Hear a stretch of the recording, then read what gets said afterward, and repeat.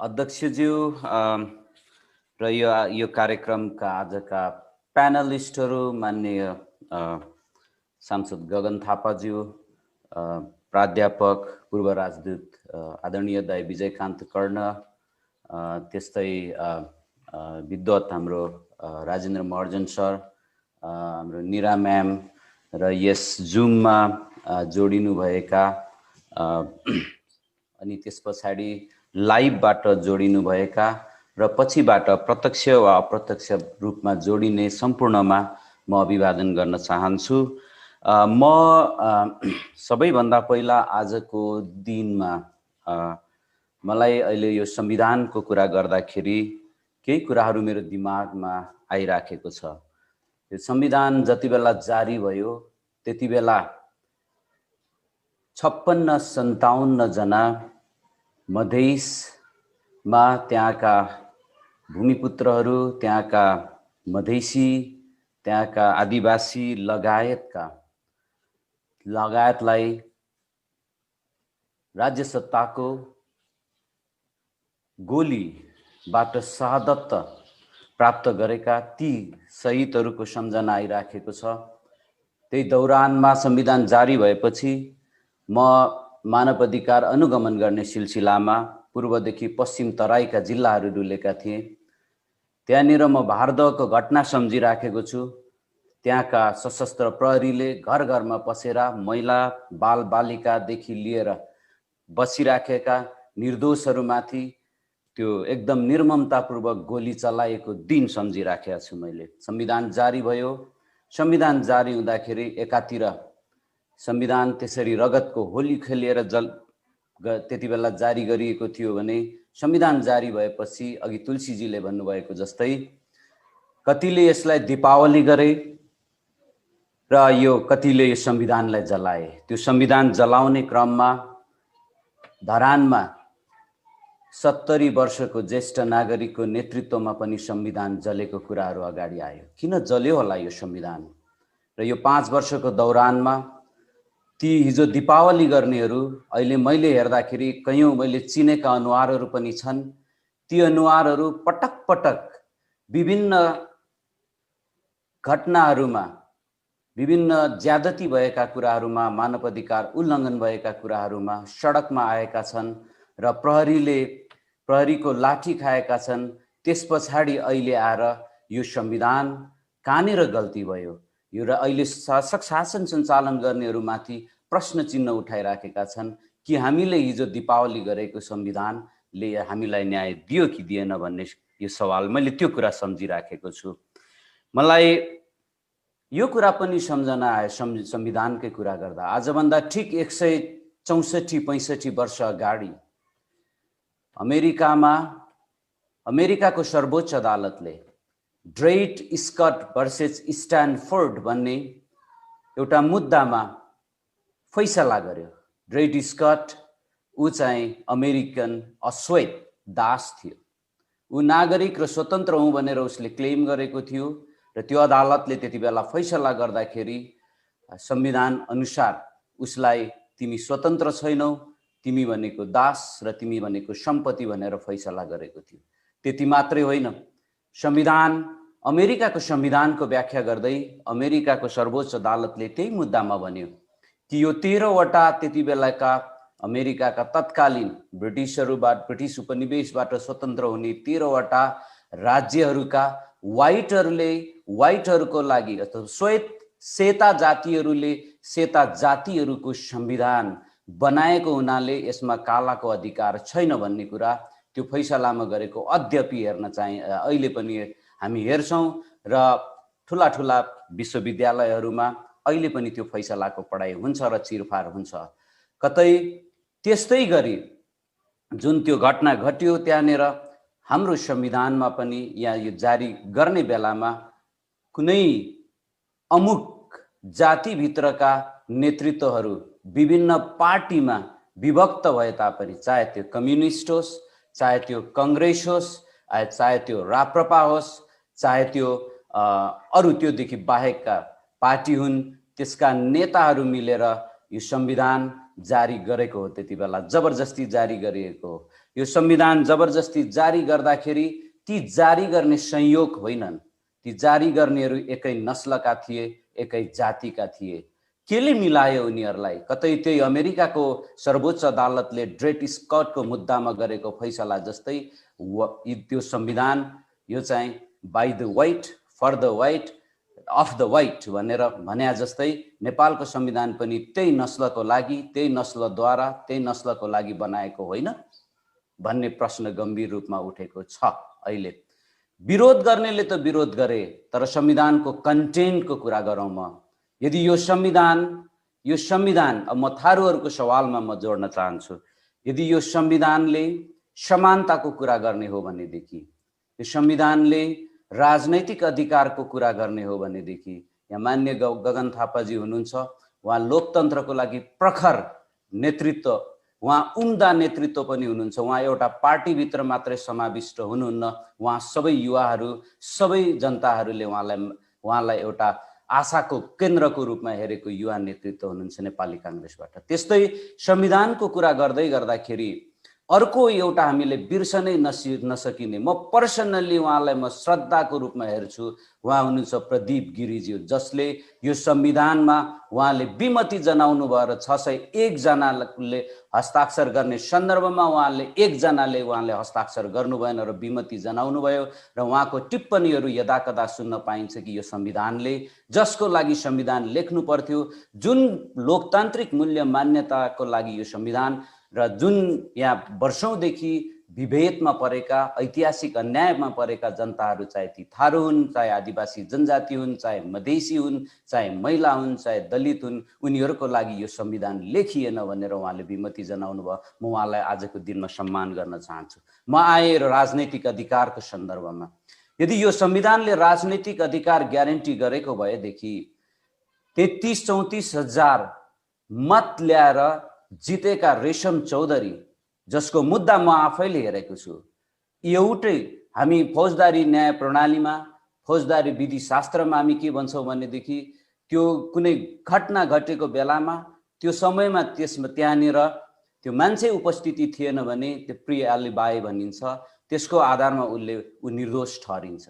कहीँ पनि प्रमाण छैन रेशम चौधरीको, तर अदालतले अहिले उसलाई जन्मकैदको सजाय दिइराखेको छ। यदि त्यसलाई अर्को तरिकाले फ्रिडम अफ त्यसलाई चाहिँ राजनैतिक अधिकार र स्वतन्त्रताको कुरा गर्ने हो भनेदेखि, जसले चुनेर पठाए ती 33-34 हजार नेपालका नागरिकहरू अनागरिक बनाइएको छ, अहिले प्रतिनिधित्व विहीन छ। के यो संविधानले त्यो 34-35 हजार थारू लगायत त्यहाँका अरू जनता नागरिकहरूलाई प्रतिनिधित्वको अधिकार छैन? त्यसो हो भनेदेखि म मेरील्यान्डको, अमेरिकाको वाशिंगटन DC अन्तर्गत एउटा मेरील्यान्ड सानो ठाउँको सम्झना मलाई आयो। त्यो मेरील्यान्डमा कुद्ने गाडीहरूमा अगाडिपट्टि त्यसको नम्बरमा लेखिएको हुन्छ नो ट्याक्स विदाउट रिप्रेजेन्टेटिभ्स, अथवा प्रतिनिधित्व विहीन छ भनेदेखि हामीले ट्याक्स तिर्नु पर्दैन। के रहेछ त्यसको इतिहास भने, त्यो मेरील्यान्डबाट एउटा पनि प्रतिनिधि चुनिएर सिनेट र कङ्ग्रेसमा जाँदैन रहेछ त्यहाँनिर। त्यसो हो भनेदेखि टिकापुरका थारूहरूले, त्यहाँका नागरिकहरूले अब यो सरकारलाई प्रतिनिधि विहीन अनागरिक बनाएको हुनाले गर्दाखेरि ट्याक्स हामी तिर्दैनौँ भन्न पाउने कि नपाउने भन्ने कुरा यो संविधानले सुरुवात गरेको छ। यो संविधानले यदि कसैको बाँच्न पाउने अधिकार ग्यारेन्टी गरेको भएदेखि, अस्ति भर्खरै चितवनमा त्यहाँको सुरक्षाकर्मी, त्यहाँका राष्ट्रिय निकुञ्जका आर्मी, राष्ट्रिय निकुञ्जका प्रशासनले मिलेर गएर त्यहाँका चेपाङहरूको घर जलाएको छ। बर्खाको बेलामा, कोभिडको बेलामा। त्यति मात्र होइन, त्यसको एकै हप्ता पछाडि राजकुमार प्रजालाई गोली हानेर मारेको छ। के यो देशमा चेपाङहरूले, के यो देशका नागरिकहरूले बाँच्न पाउने अधिकार छैन? के यो संविधानले ग्यारेन्टी गर्छ? त्यसो हो भनेदेखि हिजो दीपावली गर्नेहरूले अथवा यो संविधान ठिक छ भन्नेहरूले जस्टिफिकेसन गर्नु पर्यो कि त्यो राजकुमार प्रजाहरूले बाँच्न पाउँछ कि पाउँदैन, त्यो टिकापुरका नागरिकहरूले प्रतिनिधि पठाउन पाउँछ कि पाउँदैन, अथवा चाहिँ रेशम चौधरी जसलाई जनताले चुनेको छ उसलाई हामीले हाम्रो यो अहिले बडो वकालत गर्ने यो संविधानमा एउटा भिक्टिमको राइट्सको पनि कुरा गर्छ। बिरामी हुँदाखेरि उपचार गर्न जाँदाखेरि वीर अस्पतालमा नेल ठोकेर राख्ने, कि यही हो संविधान? कि यही हो मानव अधिकार? यसको लागि बोल्न पर्दैन? यो संविधान जारी हुँदाखेरिको म सम्झना गर्न चाहन्छु। आदिवासी जनजाति भनिन्छ यो 90% जारी गरियो यो संविधान भनेर। मलाई लाग्छ त्यो प्राविधिक हिसाब किताबमा, संविधान बनाउने विधि र प्रक्रियाको हिसाब किताबमा त्यो बहुत गलत तर्क अगाडि सारिएको छ। आदिवासी जनजातिहरू जो 38% छन्, उनीहरूले त्यहाँनिर यो संविधानको मस्यौदामाथि संशोधनको प्रस्ताव राखेको थियो। त्यो संशोधनको प्रस्ताव भाग्यवश दुर्भाग्यवश अहिले सत्तारूढ पार्टीको, मलाई कुनै राजनीतिक पार्टीसँग लेना देना छैन, त्यसका सांसदहरू पढ्नुभएछ, आदिवासी जनजाति मूलकै परे, उहाँहरूलाई जबरजस्ती त्यो प्रस्ताव फिर्ता गर्न लागियो। त्यसको मतलब के हो भने कानुन र संविधानवादको आधारमा सिस्टमेटिकली आदिवासी जनजातिहरूलाई संविधान बनाउने क्रमबाट त्यो चाहिँ एक्सक्लुड गरिएको त्यो प्रमाण हो। त्यसकारणले यदि यस्तो हो भनेदेखि न्यायको कसीमा यो संविधान आदिवासी जनजातिले मान्नुपर्छ भन्ने कुरा कसरी नैतिकताको हिसाबमा कुरा उठाउन सकिन्छ? त्यो कसरी लजिकल हुन सक्छ आदिवासी जनजातिले यो संविधान मान्नुपर्छ भनेर, जब उसलाई बहिष्करण गरेर संविधान लेखिएको छ भनेदेखि? यो संविधानमा यसको विमतिका कुराहरू उठाउँदाखेरि यहाँका मधेसी, यहाँका आदिवासी, यहाँका थारू अनि यहाँका अरू समुदायलाई कहिले युरोपियनहरूले उचालेका भने, कहिले इन्डियाले उचालेका भने। के हाम्रो राष्ट्रियतामाथि प्रश्न चिन्ह उठाउनको लागि यो संविधान बनाएको हो? यसको जवाफ यो संविधान लेख्ने र यो संविधानको वकालत गर्नेहरूले दिनुपर्छ। म संविधानको खिलाफमा होइन, म यस्तो संविधानको पक्षमा होस् जुन संविधानले यो देशका सबै नागरिकलाई नागरिक बन्न दियोस्। यो देशको संविधानले यहाँका थारूहरू, यहाँका मधेसीहरू, यहाँका महिला, यहाँका मुस्लिम र खस आर्य सबैलाई बराबरको हैसियतमा, यो हिजो इतिहासमा के गल्ती भएको छ त्यो रेक्टिफिकेसन गर्ने हो संविधानले, जसलाई बिलेटेड नेसन बिल्डिङ प्रोसेसको कुरा भनेर हामी संविधानमा अथवा कानुनमा त्यसलाई मान्छौँ। संविधान बनाउँदाखेरि इतिहासमा भएका कुराहरूलाई संशोधन गरिन्छ, तर अहिले संविधान यो ढुङ्गामा लेखिएको कुरा होइन, यसलाई संशोधन गरिन्छ भन्ने ओठे शब्द बाहेक संशोधनका कुराहरू कहिले उड्दैन। तर आफूलाई चाहियो भने संविधान रातारात संशोधन हुन्छ, कहिले कहिले थाहा नपाई पनि हुन्छ। अनि हारेकाहरूलाई राष्ट्रिय सभामा ल्याउनको लागि अब संविधान संशोधन हुन्छ, यो व्यक्तिलाई हेरेर संविधान संशोधन हुन्छ। त्यसो हो भने यो संविधान व्यक्ति र केही सीमित मानिसहरूको लागि रहेछ भन्ने कुरो देखिन्छ। म साह्रै नेगेटिभ कुरा होइन, मैले यो कुरा राख्न खोजेको कुरा हो, संविधानवादको आधारमा, न्यायको आधारमा संविधानलाई रेक्टिफिकेसन गर्नुपर्छ। चाहे आवश्यक परे भने नयाँ संविधान पनि लेख्नुपर्छ।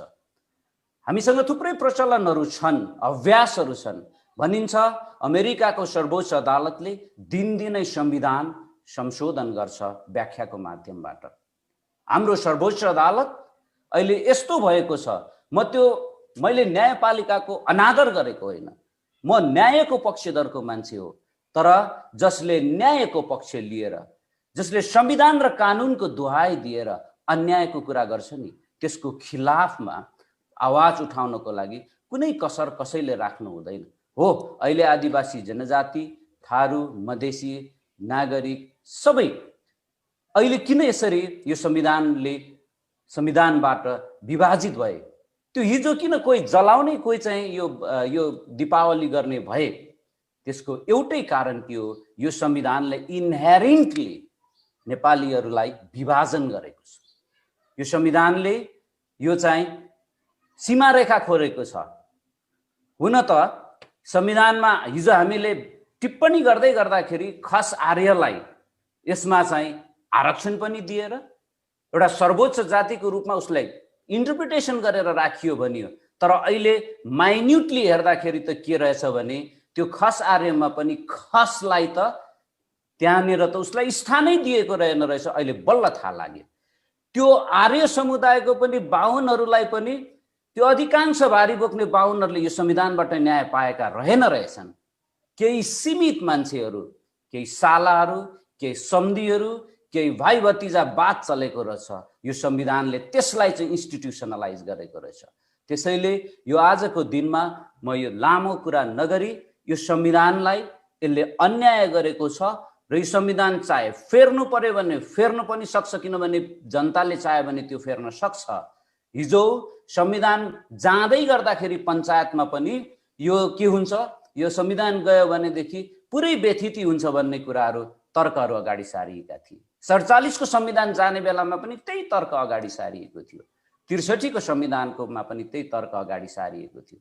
तर यो 63 ले दिएको भन्दा पनि खराब संविधान, खास गरी आदिवासीहरूको सवालमा यो चाहिँ जसमा 11 वटा आदिवासी जनजातिहरूका विरुद्धमा धारा छन्, अनि त्यस पछाडि आदिवासी जनजातिलाई विभेद गर्ने 23 वटा प्रावधानहरू छन्, यसमा धाराहरू छन्, र बहिष्करण गर्ने 49 वटा धाराहरू छन्, र यो एकल जातीय सर्वोच्च कायम गर्ने 5 वटा धारा बोकेर हिँडेको संविधानले कहिले पनि न्याय गर्न नसक्ने हुनाले आवश्यक पर्यो भनेदेखि संघीयता, पूर्ण गणतन्त्र र पूर्ण मानवाधिकार, पूर्ण लोकतन्त्रको लागि र समग्र जनताको हितको लागि यो संविधानको लागि नयाँ संविधान बनाउन पनि आवश्यक पर्यो भने बनाउनु पर्छ, र त्यो बनाउनलाई कुनै अन्यथा रेक्टिफाई गरेर त्यसलाई चाहिँ संशोधन गर्न सकिएर अथवा त्यसलाई पुनर्लेखन गरेर अगाडि बढाउनु पर्यो भने पनि त्यो गर्न सकिन्छ। र त्यसो गर्दाखेरि जनताको त्यो प्रतिनिधित्व, डाइरेक्ट रिप्रेजेन्टेटिभ्स, हरेक समुदायको त्यो राजनैतिक पार्टीबाट सिन्डिकेट गरेर कन्ट्रोल गर्ने